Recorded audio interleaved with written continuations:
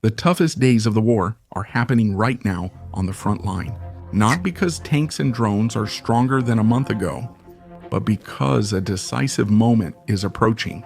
The commanders push their units ahead as if chasing something we can't yet see. What moment can overshadow everything on the battlefield? Find out at the end of this video.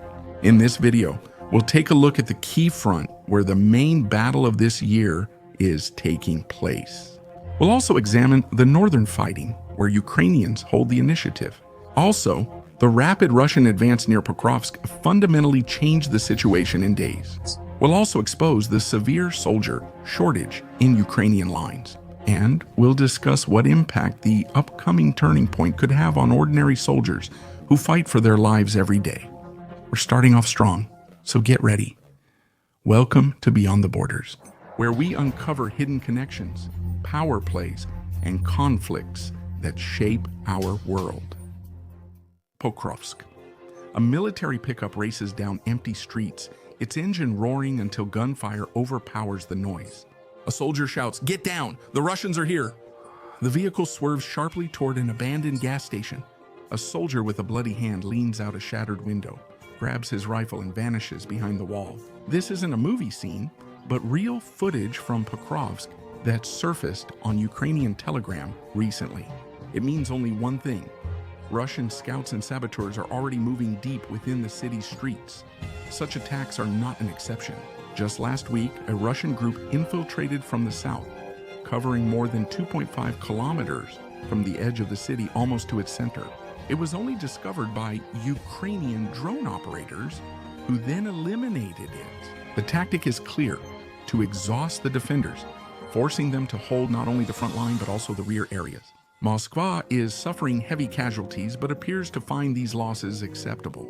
When we look at the situation from above, the Deep State Project's map shows that Russian forces are putting pressure on Pokrovsk from multiple directions. In the northeast, they are advancing from Suborov toward Rodinska, threatening this route to the key Ukrainian stronghold. In the south, the heaviest fighting is near Udakny, where Russians took part of the village outskirts and moved closer to the main western supply route. On the eastern flank, fighting is taking place for Novoekonomichna and Miroli Ubivka.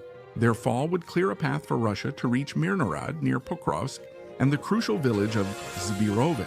Russian saboteurs infiltrated Pokrovsk through there. Fighting continues over this key southern entry point. And right here, the Russians are closest to breaking into the city.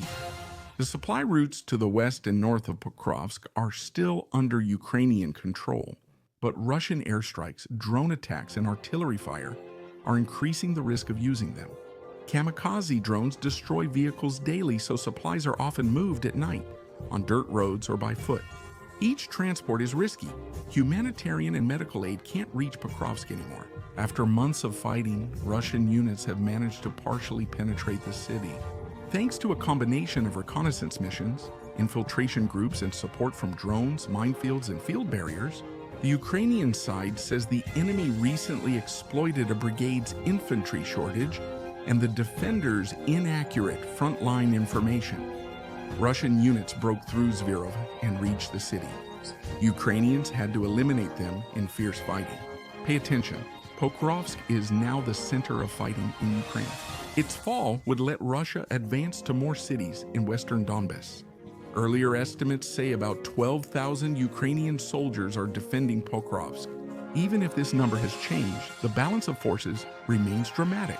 They are facing a Russian formation, which the leadership of the Ukrainian General Staff is currently estimating. Roughly 111,000 men with over 350 tanks, about 1,000 armored vehicles, and dozens of artillery batteries. Ukrainian units like the 155th Separate Mechanized Brigade and the 68th are fighting. Mountain Rifle Brigade, Russian units including the 15th are deployed. Guards, Motor Rifle Brigade, Avdiivka battle veterans, and elements of the 68th, Guards, Tank Division, Airborne Regiments, Spetsnaz groups, and other assault formations. The corridor connecting Pokrovsk with the rest of Ukrainian territory has reportedly narrowed to about 16 kilometers. If it shrinks more, defending the city will be almost impossible. And now hold on, because after long months of fierce fighting and minor advances, the situation has started to develop dramatically fast. North of Pokrovsk, the Ukrainian project Deep State reports Russians advanced about 17 kilometers in 3 days, reaching the T-0514 road linking Dobropilya and Kramatorsk. Reconnaissance units reportedly also reached Dobropilya itself, which was about 12 kilometers from the front line. That makes Pokrovsk nearly untenable. If Russians advance further here, Ukrainians risk the enemy bypassing some fortifications protecting their last Donbas cities, Sloviansk and Kramatorsk. Reports indicate that Ukrainians have sent elite Azov soldiers to the area to address the critical situation. Kyiv has officially denied any breakthrough. This is clearly denying reality, as Ukrainian sources also confirm these reports. Russian breakthroughs into Pokrovsk and the major advance north of the city share a common factor: a lack of infantry. It turns out that this is the Achilles heel of the Ukrainian defense, which Moscow is fully exploiting. We're not done yet. If you like this video, give it a thumbs up. It will help it reach more people. And if you want to support my work, you can do so with a small contribution as a token of appreciation. Thank you. Let's continue. Shortage of Ukrainian infantry. Imagine defending a kilometer of front line with just 6 to 8 soldiers. Military standards require about half a battalion, or just under 100 men at that location. This isn't unusual. For the Ukrainian army, this is daily life in some areas. Why is this an issue? A thin defense leaves gaps the enemy can exploit, which is exactly what the Russians are doing. American analyst Michael Kaufman describes the current fighting as a war of camouflaged firing positions, not a war of trenches. Open trenches are a deadly trap under the ever-present drones. And even if they weren't, Ukraine doesn't have enough soldiers to occupy them. So what does it look like on the front line? Just 10% of frontline brigade personnel are true combat infantry. The remaining 90% are people in logistics, communications, and support. Those who are at 0 point usually hide in camouflage bunkers, cellars, or dense forests where Russian drones can't detect them. A major shift is happening. Russian reconnaissance and assault groups today often have only 2 or 3 soldiers. A year ago, 50 of them would attack at once near Pokrovsk. Thin defenses also allow for special tactics. One of these is motorcycle units. They're fast, inconspicuous, and when they attack a poorly manned section, they can penetrate deep into the defenses. The goal is simple: to bypass the solid defensive line, get behind the defenders, and cause chaos. It works for the Russians precisely because the front isn't densely manned. What does it look like in practice? The motorcyclists attack in pairs. The driver moves quickly as the passenger suppresses defenses.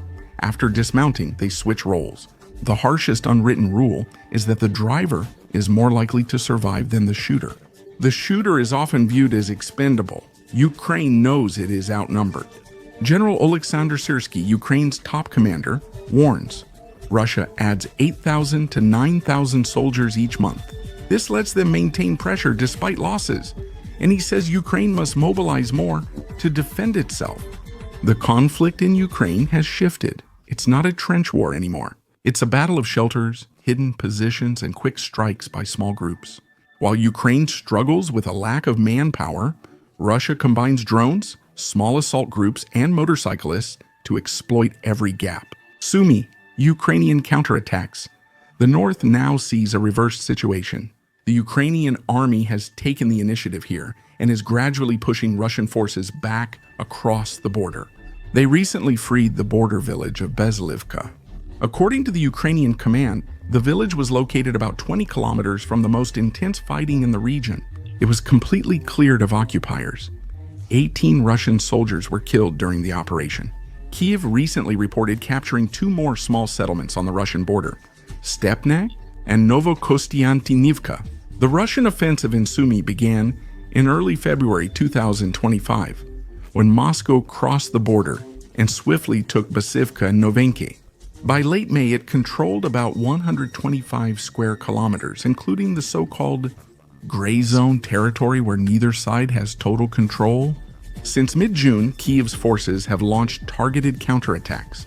They slowly freed Andriivka, Kindrativka, Oleksivka, and nearby villages, moving the front to the same river. Sumy isn't the main battlefield now, as Russian pressure is on Donbas, but every frontline change matters, especially now as Russia prepares for a summit with Donald Trump. Each liberated village and every extra square meter send a clear signal. Ukraine continues to resist and can still attack. This is the hardest phase of the war for soldiers. Above everything we've discussed today, there is one event that could overshadow everything else: the planned meeting between Donald Trump and Vladimir Putin. It has the potential to change the course of the war. We don't yet know what form it will take: a peace deal, a frozen conflict, or something else entirely. And maybe it will just be a temporary pause, after which the fighting will flare up again. Or maybe it will just bring the end of the fighting closer. But in any case, it's hope. Hope for the soldiers that the end of daily suffering is near. That's why commanders are pushing to gain as much territory as possible, giving their side the biggest advantage in potential negotiations. They'll push their men into attacks, but what does that mean for soldiers on both sides? Imagine being in their position. Even surviving each day on the front lines is a small miracle. Many of their friends are dead or seriously injured. And now, when there might be a light at the end of the tunnel, when this endless killing could finally end, should they risk being the ones to fall in the last days of a war they've survived so far often only by sheer luck? Maybe they're already imagining life at home, picturing themselves without the uniform. In times like this, soldiers avoid unnecessary risks, but command often sees things differently. None of them wants to end up like Pavel Boimer, the main character of Remarque's novel All Quiet on the Western Front. A boy spent years in the First World War trenches, witnessing friends die and enduring hunger, cold, and fear. He survived gas and constant bombardments. And when the war is finally nearing its end, when whispers at the front say it could all be over in just a matter of days, he falls. By a simple shot on a calm, peaceful day. His death was so minor that the military report summed up the day in one line: all quiet on the Western Front. Every soldier wants to avoid that fate, so that after everything he went through, his life would end at the last moment without glory and without meaning.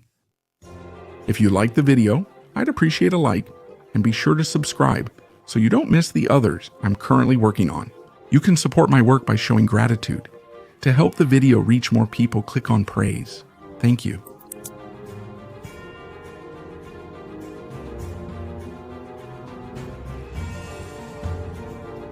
Thank you.